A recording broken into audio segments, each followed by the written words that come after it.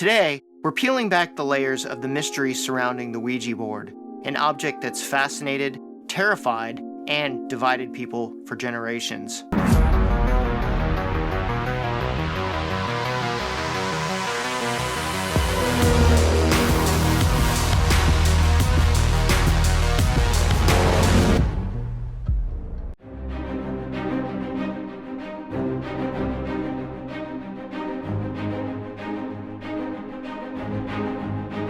Is it just a harmless parlor game, a genuine tool for connecting with the spirit world, or something far darker? What you learn today might forever change how you see this iconic board. Welcome back to the channel. Have you ever questioned the world around you, whether it's the mysteries of the paranormal or the deeper truths about reality itself? There's always more than meets the eye. I'm LarryFlaxman, paranormal theorist, best-selling author, and investigator of the unexplained.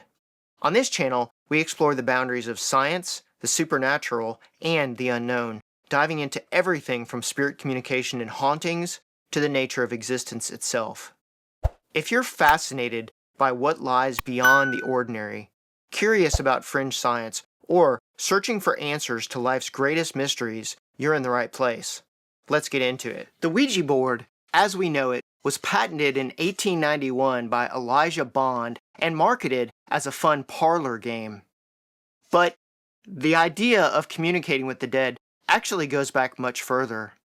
During the Spiritualist movement of the 19th century, people used homemade talking boards during seances to try to reach the spirit world.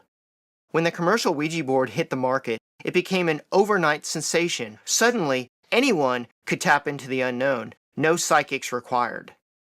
But with popularity came fear. As the Ouija board's reputation grew, so did its darker associations. In 1973, The Exorcist took that fear to a whole new level. The movie linked the Ouija board to demonic possession, transforming it from a tool of curiosity into a symbol of terror. Religious groups warned that using the board could open dangerous portals to malevolent entities. The once popular parlor game suddenly became a cultural villain. But here's the big question.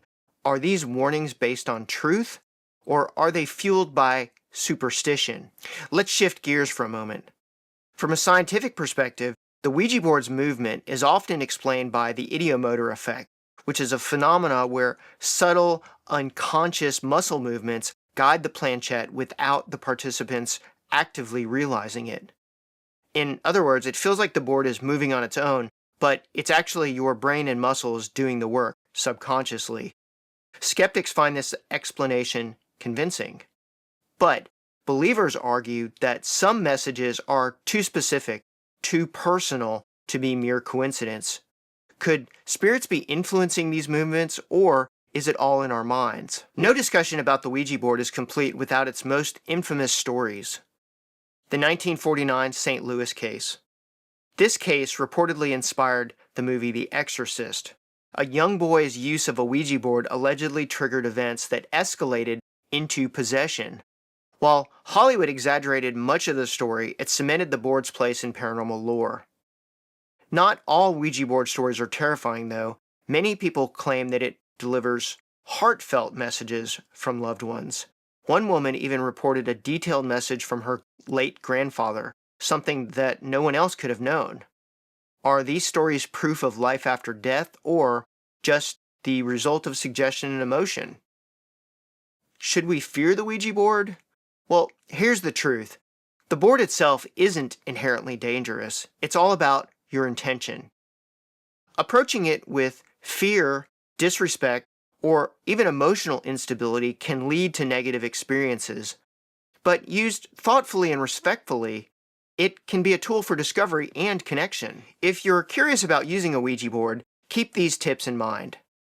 Number 1, set clear intentions. Decide what you hope to achieve before starting your session. Number 2, always close your session to end any potential connection. Say goodbye. And number 3, never use the board alone. Always avoid using it when you're emotionally vulnerable and you're by yourself. Approach the board with care and you might unlock its mysteries without inviting trouble. So the big question is, what do you think? Is the Ouija board a harmless game? Is it a genuine tool for connecting with the spirit world? Or is it something else entirely? Have you ever had an experience, good or bad, with a Ouija board? Share your story in the comments. If this exploration into the Ouija board intrigued you, don't forget to hit like, subscribe, and turn on notifications. We've got plenty more mind-bending paranormal topics coming your way. Until next time, stay curious, and remember, the truth is always closer than you think.